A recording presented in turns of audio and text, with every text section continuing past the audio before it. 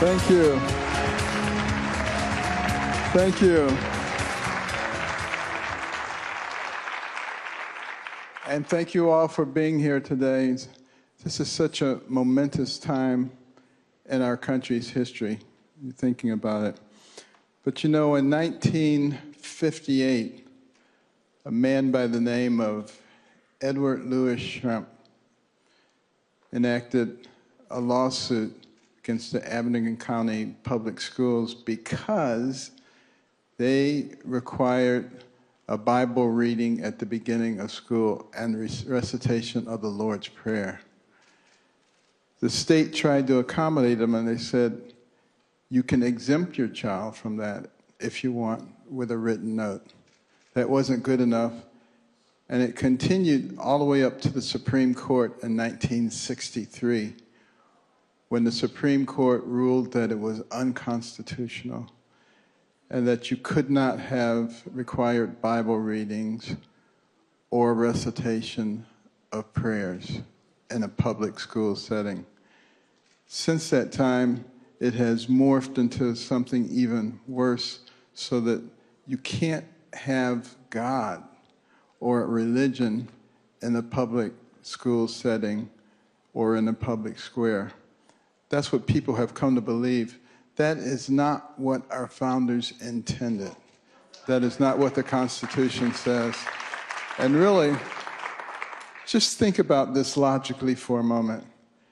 In a country where your founding document, the Declaration of Independence, says your rights come from your Creator, also known as God, in a country whose Pledge of Allegiance says we are one nation under God, in a country where every coin in your pocket and every bill in your wallet says, in God we trust, somehow you're not supposed to talk about God. Does that make any sense? That's schizophrenia.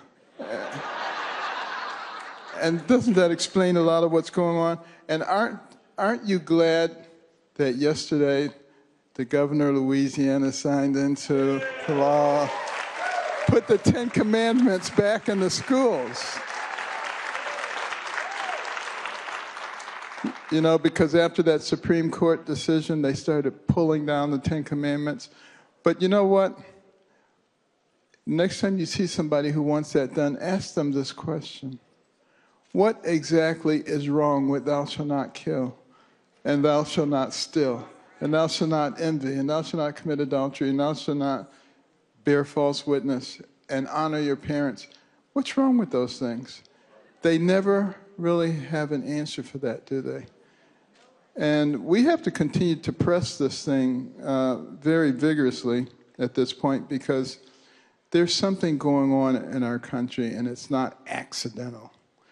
If you look at the congressional record from January the 10th, 1963, Congressman Herlong of Florida read into the congressional record the 45 goals of communism in America, how they want to fundamentally change us.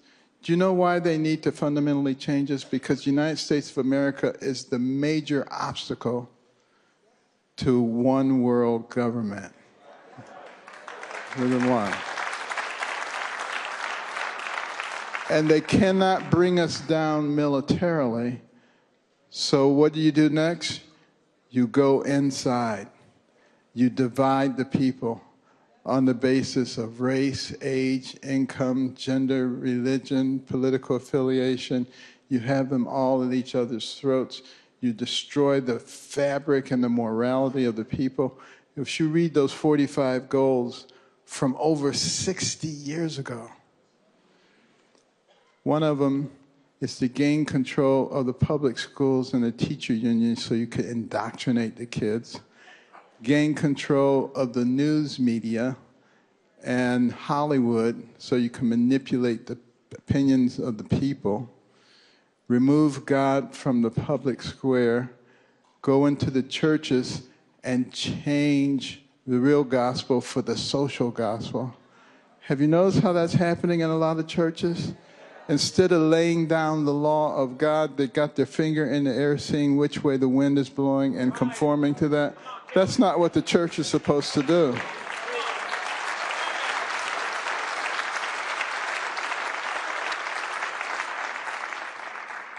But some of the other goals was diminish the role of the family, drive wedges between parents and their children, making the parents seem like the bad people in this whole situation, making sexual immorality normal, natural, and healthy. All of these are things that are happening in our society, and here's the problem. It's working.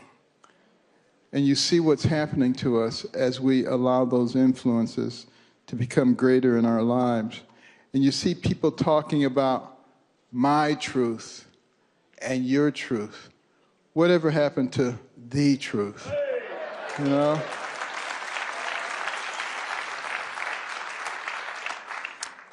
And Jesus said it, I am the way, the truth, and the life. No one cometh to the Father but by me. You know, we have to be willing to stand up for what we believe in. And particularly the evangelical and the Christian community. There's a lot of us out there, but we have to be more visible. You see, a lot of people, when a conversation starts, instead of talking about what they believe, they stand in the corner and stare at the floor because they don't want somebody to call them a nasty name or to try to cancel them. But you know, I've had a lot of people try to cancel me. I don't care about those people. I only care about God. God's not going to cancel me. I'm not worried about that. And I think back to when I was a youngster, and I had a terrible temper. And I would get so angry, I would do foolish things. I remember a fellow hit me with a pebble. It didn't hurt, but I was incensed that he would dare hit me. And I picked up a big rock and threw it at his face and broke his glasses, almost put his eye out. And a fellow was trying to close my locker at school. I didn't want to close. I struck him in the forehead with my fist. Unfortunately, still had the lock in my hand. Put a 3-inch gash in his forehead. My mother was trying to get me to wear something I didn't want to wear. Picked up a hammer, went to hit her in the head with it. And fortunately, my brother caught it from behind. Other than that, I was a pretty good kid. But you can see how that temper would get you in so much trouble. When I was 14, another teenager angered me, and I tried to stab him in the abdomen with a large camping knife. And fortunately, he had a large metal belt buckle on, and the knife blade struck it with such force that it broke, and he fled in terror. But I was more terrified than he was as I realized I was trying to kill someone. And I went into the bathroom and locked the door and started contemplating my life. Realized I would never become a doctor with a temper like that. I had turned things around academically. I'd gone from the worst student to the best student academically. But that temper was going to hamper me. And I began to pray. And there was a Bible in the bathroom, and I picked it up and started reading the book of Proverbs. And there are all these verses about anger. Like Proverbs 19:19, that says there's no point getting an angry man out of trouble. He's just going to get back into it. But encouraging verses like 16:32, mightier is the man who controls his temper than the man who can conquer a city. And then there were all these verses about fools. And it seemed like they were all written about me too. But I came to an understanding during those hours in that bathroom that the reason that I was angry all the time is because I was selfish. It was all about me, my, and I. Somebody did this to me. Somebody took my thing. I want this. And if you could step out of the center of the circle, then you wouldn't have that problem again. That was the last day that I had a problem with an angry outburst. And that's the way God works. And you know, God has everything under control, and in our lives and in our nation. And we need not worry if we will actually return to him. And in my case, what did he do? He took the knife out of the hand of an angry teenager replaced it with a scalpel to save lives. That's what God does. Thank you very much.